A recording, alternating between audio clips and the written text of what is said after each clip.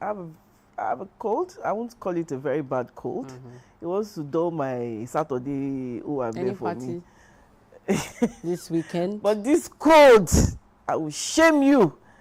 Yesterday was really bad. I had very itchy throat. I was sneezing back to back to back to back. I said, back to sender, wherever you are coming from. So the weather has been has been harsh, sort of. Good morning and welcome. I am Joy Olu. Sorry, I didn't even mention my name. I'm Adebimpe, like you know. It's a beautiful Friday morning. I love Fridays because it leads us straight to the weekend. 2 days of resting.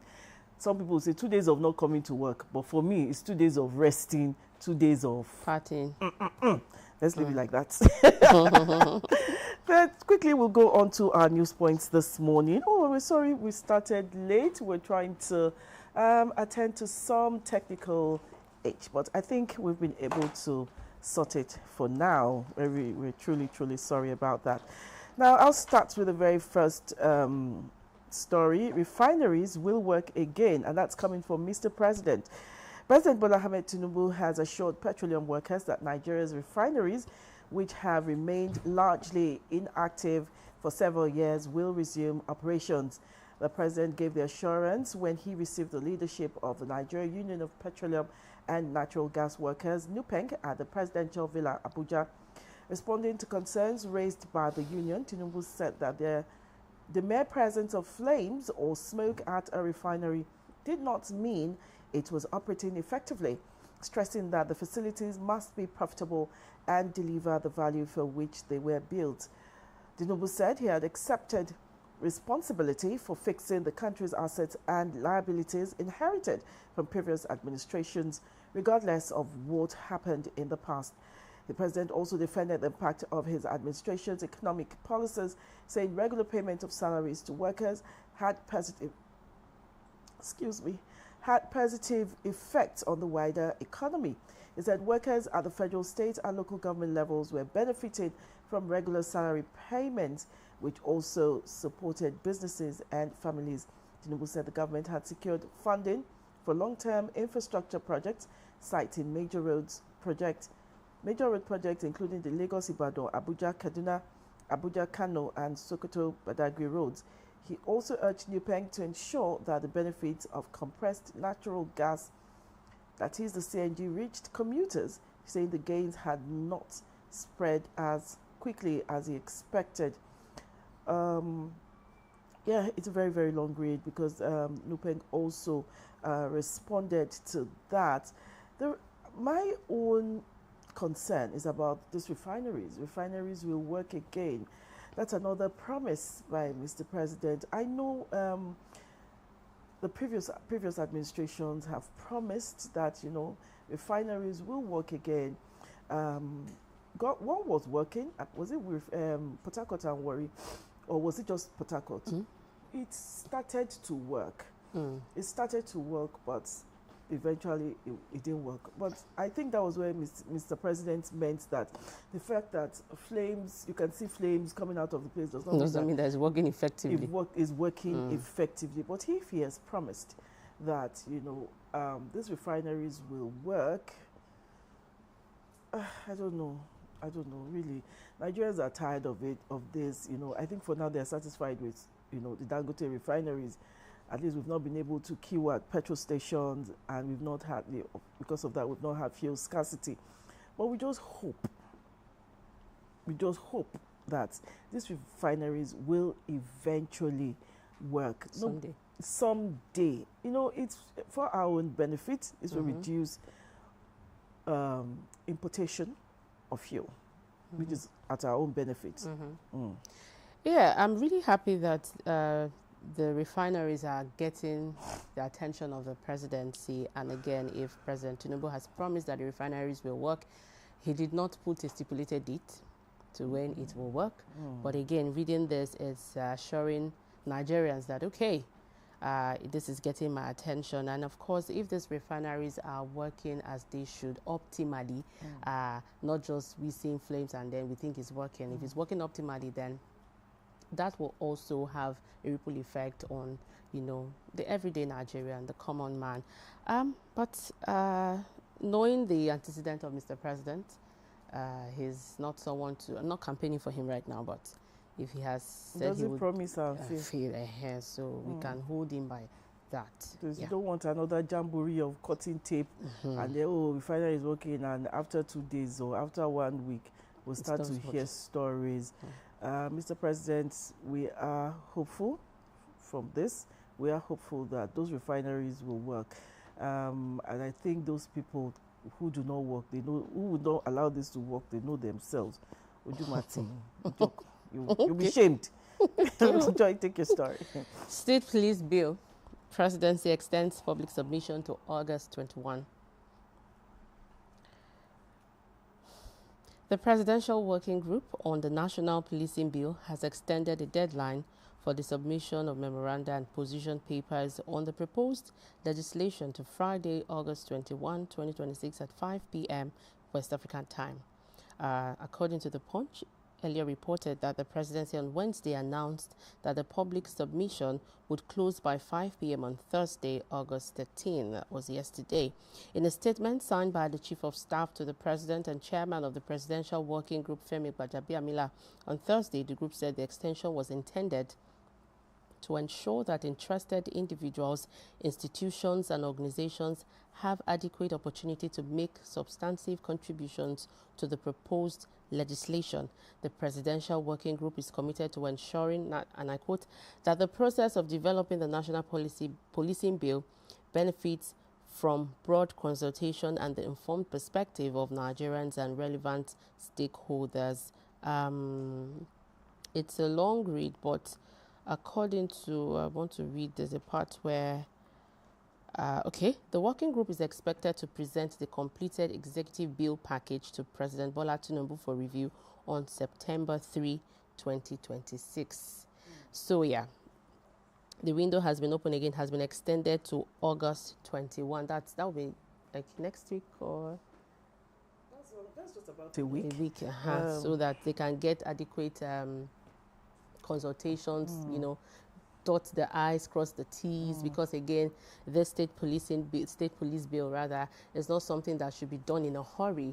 I mean, it must be done properly, to ensure that the pros and cons are weighed, the modus operandi of this institution when it's established are properly, looked into to avoid stories that touch. Just as Joy has said, the extension, is meant to give individuals and institutions, organizations adequate opportunity to make some substantive contributions. So a week is not too much.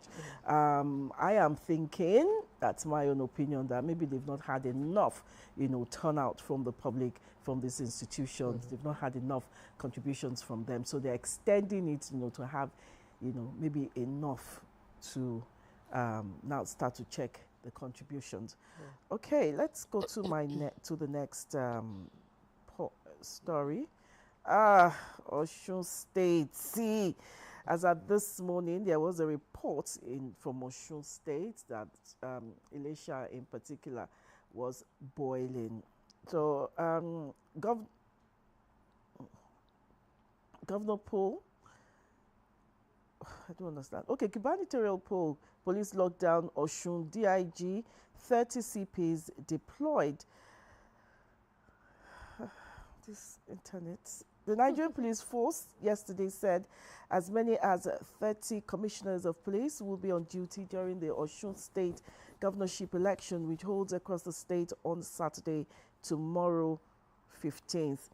This was disclosed by the Force Public Relations Officer, CSP Anyete Iniedu, while addressing journalists in Oshogbo, Osun State on Friday on the police preparations for the governorship poll. Governor Ademola Adeleke of the Accord Party, Bola Oyebamji of the All Progressives Alliance, and the African Democratic of the All Progressives Parties, All Progressives Congress, and the African Democratic Congress candidate Najim Salam led the race for the state's top job. Iniedu, who said the police commenced the deployment of its personnel 3 weeks before the poll, said a Deputy Inspector General of Police would coordinate security activities during the poll. According to him, over 15,000 police operatives will be on duty during the poll, noting that a police helicopter and drone unit had arrived in the state to conduct area surveillance. He further said 2 units of the mobile police force, each comprising over 60 personnel, are being deployed to the state headquarters of the Independent National Electoral Commission in Oshogbo, the state capital.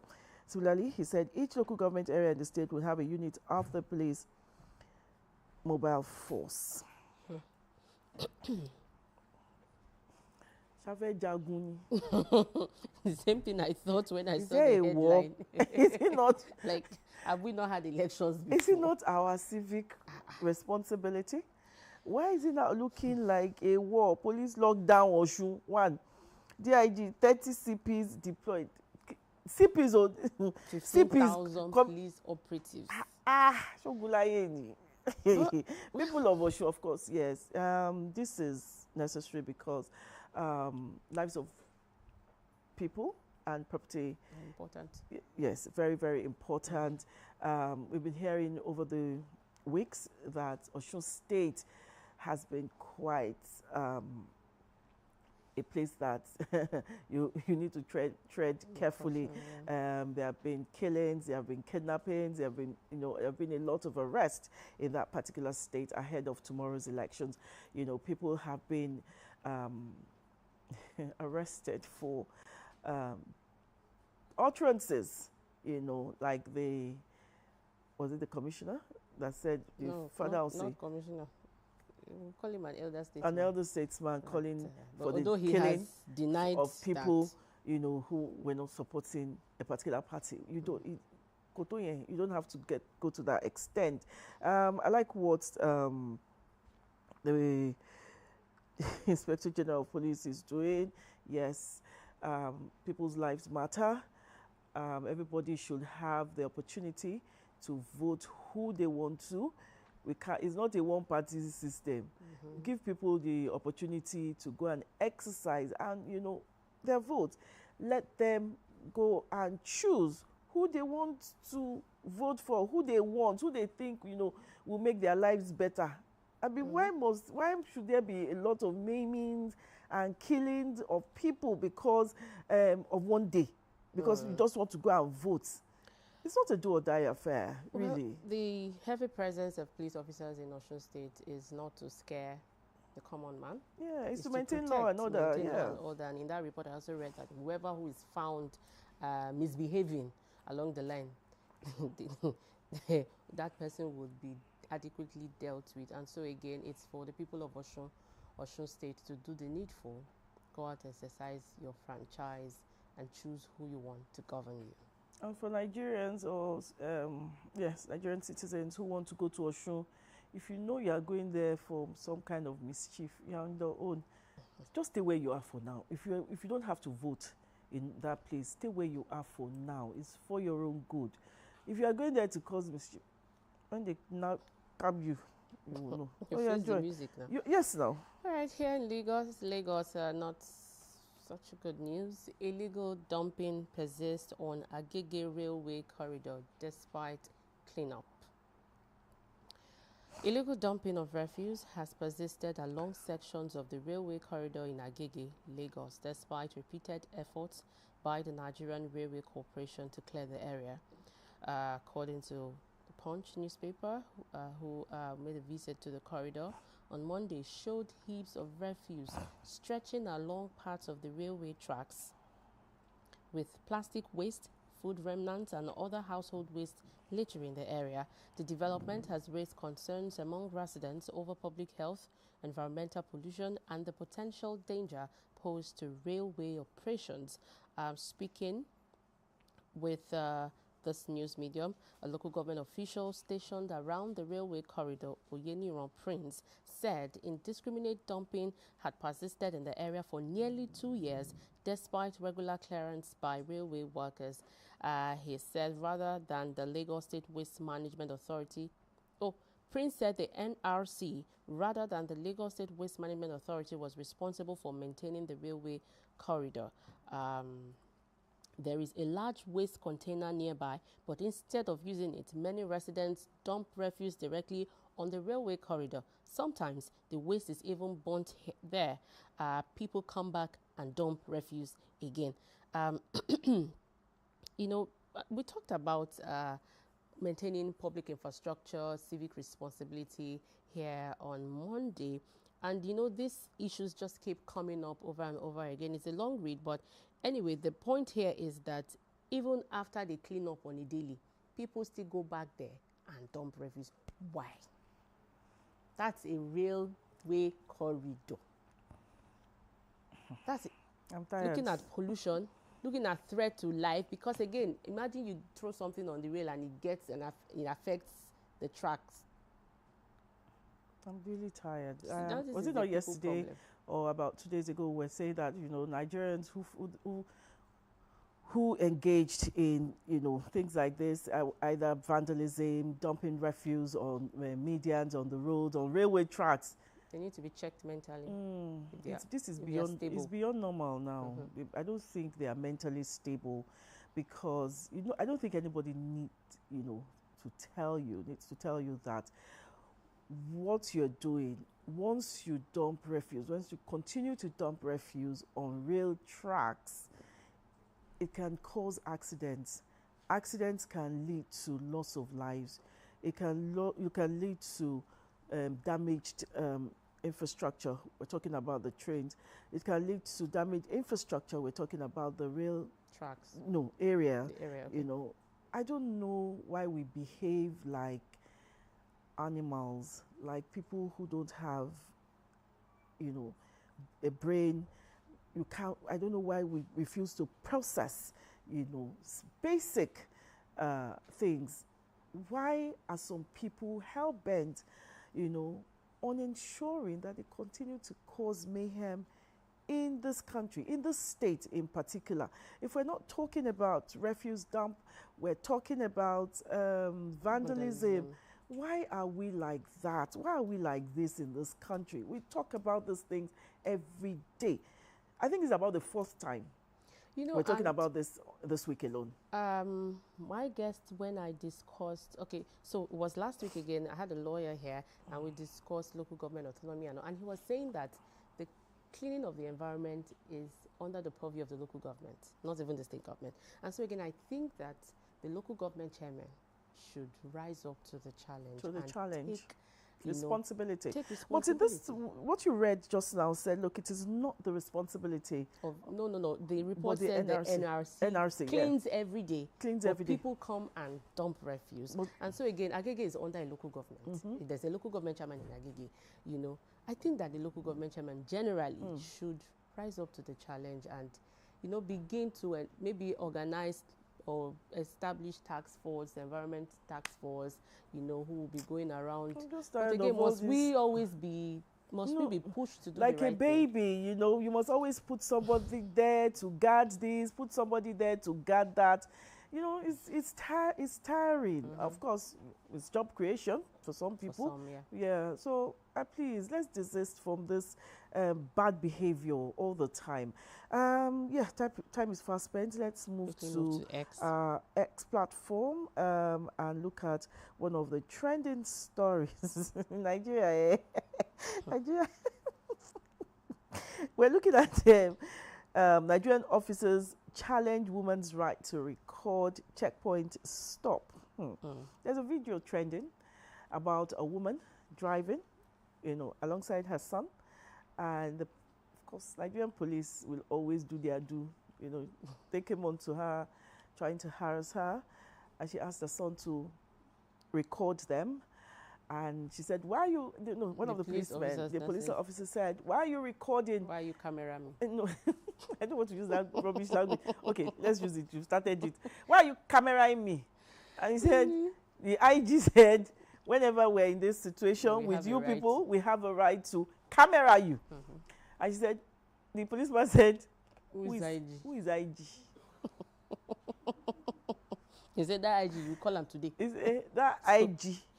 So, is it IG of who? Who's IG? Who's IG? Who Say that IG go call them today. Are So, these people but, illiterate? What is wrong? so is it that they are not even aware that people have the right to record them? Nigeria is a comedy. It's a comedy. You don't say all sorts every day.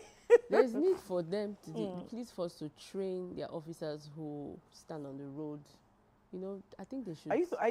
Are you saying they don't train those people, or there's need for retraining, or they just like to behave anyhow? You continue to train and train until they get it right. So they have to train you.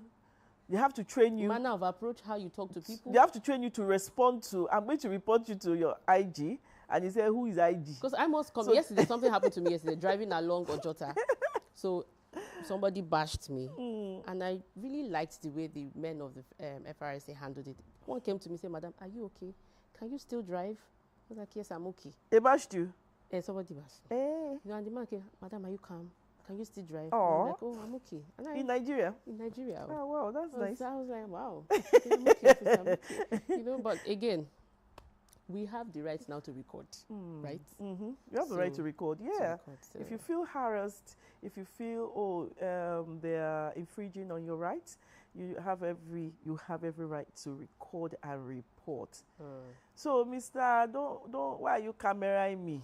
I'm sure your DG, I'm sure your IG knows you, so you get to meet him very soon. You get to introduce himself to you as your IG. So let's quickly move on, and that's what we have on our hashtag this morning. We have two conversations we'll be having today. For the first segment, we'll be talking about family life in contemporary age. Interesting conversation that I'm really, really looking forward to. And we'll be having Esther Abiola, sexuality and family life educator.